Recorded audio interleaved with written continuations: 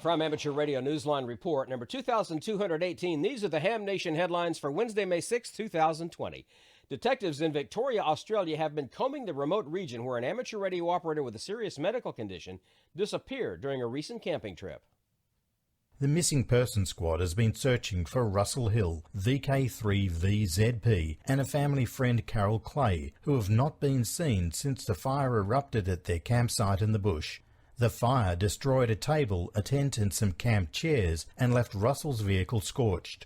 According to a report on ABC Net Australia, Russell was last heard on the air using his ICOM IC706 Mark II-G on the 20th of March on 3670 kHz.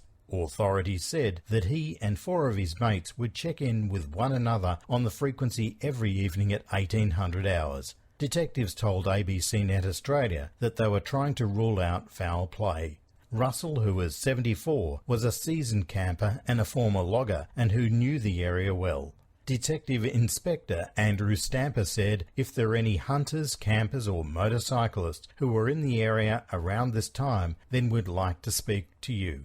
For Amateur Radio Newsline, I'm Robert Broomhead, VK3DN. A radio operator in Russia recently logged a contact he won't soon forget: Iran's first military reconnaissance satellite. When Iran launched the nation's first military reconnaissance satellite on the 22nd of April, it wasn't with the purpose of facilitating amateur radio contacts. But tell that to Dmitry Pashkov, R4UAB. Not long after the launch of the Nur-1, which means light in Persian, the Russian ham was able to copy a signal and decode some status information being transmitted. The contact was reported by RIA Novosti. Dmitry told the media outlet that the signal was being transmitted on 400 MHz with FSK modulation. He said the signal wasn't stable, suggesting that the satellite was rotating. The satellite entered its orbit at a height of 425 kilometers or 264 miles.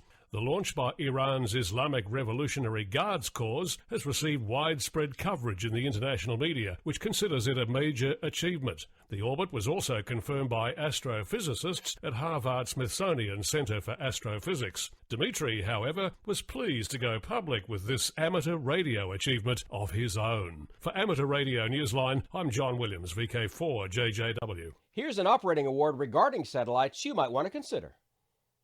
Have you been busy making contacts via satellite? If so, you may be eligible to receive the W4AMI Award, officially known as the Robert W. Barbie Jr. W4AMI Satellite Operator Achievement Award. It's named for the Silent Key, who is known for his prolific operations and contacts. He was, in fact, the first recipient of the certificate after its creation in 1994. If you've made 1,000 contacts with any station anytime, you qualify. And there are endorsements for between 1,000 and 4,000 contacts. Hams who complete 5,000 contacts get a special W4AMI 5,000 certificate. If you think you qualify, email an extract from your log either in Microsoft Excel XLS X format or ADIF format to AMSAT Director of Contests and Awards Bruce Page, KK5DO, at kk5do@amsat.org. It is not necessary to have your contacts confirmed. For Amateur Radio Newsline, I'm Neil Rapp, WB9VPG.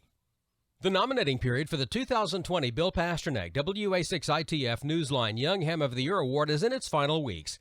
Nominations close at midnight Eastern on May 31st.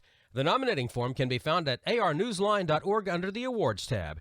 The award will be presented Saturday, August 22nd at the Huntsville Hamfest in Alabama. And that's all from the Amateur Radio Newsline, your independent source for amateur radio news for 4 decades and counting at arnewsline.org.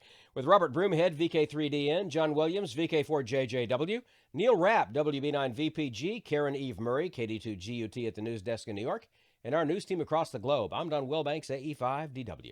7-3. We'll see you next time here on Ham Nation.